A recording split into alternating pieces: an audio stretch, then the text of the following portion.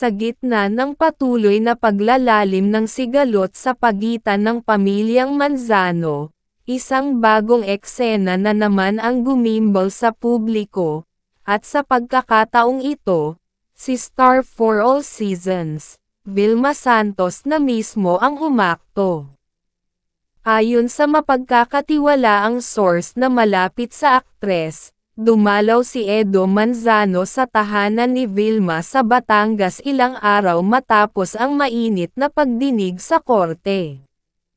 Ayon sa balita, nais daw sana ni Edo na personal na makausap si Vilma upang ipaliwanag ang kanyang panig at maibsan kahit papaano ang bigat ng sitwasyon sa pagitan nila ng anak nilang si Luis.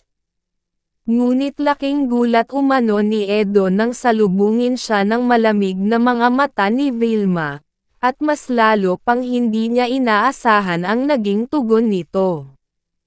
Alam mo, Edo, sa dami ng taon, tiniis ko ang katahimikan. Pero ngayong si Luis ang nasasaktan, at si Jessie na walang ginawa kundi magmahal sa anak natin, wala ka ng karapatang dumalaw dito, matapang na sambit umano ni Vilma. Ilang ulit pa raw sinubukan ni Edo na ipaliwanag ang kanyang panig. Ngunit tumanggi na si Vilma na makinig. Kung hindi mo kayang igalang ang asawa ng anak mo, ibig sabihin pati si Luis hindi mo na rin kayang igalang, dagdag pa niya, habang mariing isinara ang pinto sa harap ni Edo. Sa kabilang banda, nang malaman ni Luis ang nangyari, agad siyang nagtungo sa Batangas upang personal na makita ang ina. Galit na galit umano siya sa ideyang muling lumapit si Edo, hindi para humingi ng tawad, kundi para subukang baluktutin ang pananaw ng dating asawa. Bakit kailangan mo pang guluhin si Mama? Ani Luis sa isang matinding emosyonal na pananalita sa kanyang team. Kung may gusto kang ayusin, dapat matagal mo na ginawa. Hindi yung kapag nahuli, saka mo lang aayusin. Dagdag pa ni Luis, matagal na niyang nakita ang kakulangan ng respeto sa mga babae sa paligid ni Edo. Pinalampas ko dati kasi iniisip kong baka may pinagdadaanan lang, pero kapag asawa ko na ang ginaganon mo, tapos ngayon nanay ko pa, hindi na pwede. Ayon sa mga malalapit sa pamilya, si Vilma ay nanatiling tahimik sa publiko ngunit nagpahayag sa mga kaibigan na suportado niya ang desisyong ginawa ni Luis. Ayoko na ng gulo, pero susuportahan ko ang anak ko, kahit ano pa yan. Dahil si Luis, hindi man perpekto, ay aking may respeto. At ang respeto, hindi mo yan basta natutunan. Yan ay tinuturo ng halimbawa. Habang patuloy ang kaso at legal na proseso, isa na namang emosyonal na sugat ang nadagdag sa lumalalim na bangayan ng mag-ama.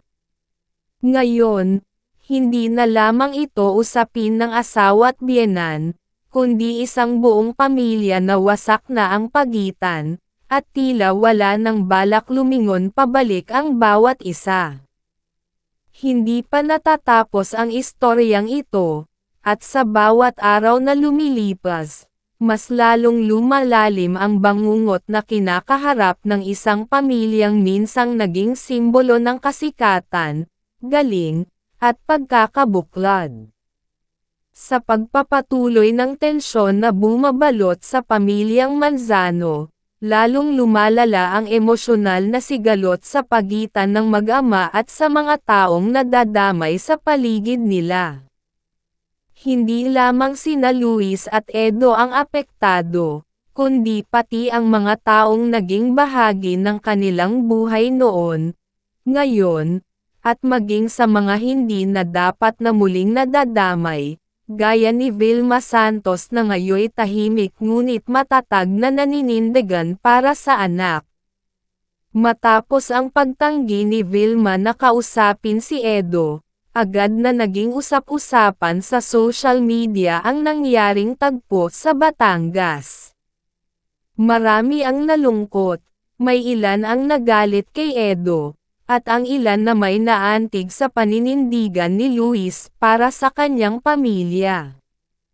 Ngunit higit sa lahat, muling nabuksan ang mas malalalim na isyu sa pagitan ng dating magkarelasyon. Ayon sa isang insider mula sa kampo ni Luis, matapos malaman ng aktor ang ginawa ng ama sa kanyang ina, tuluyan na raw siyang nagdesisyong tapusin na ang anumang komunikasyon sa pagitan nila. Masyado ng marami. Hindi lang ito tungkol kay Jessie. Hindi lang ito tungkol sa pananakit. Ito na ang resulta ng taon-taong pagpapalampas, pag-intindi, at katahimikan, pahayag.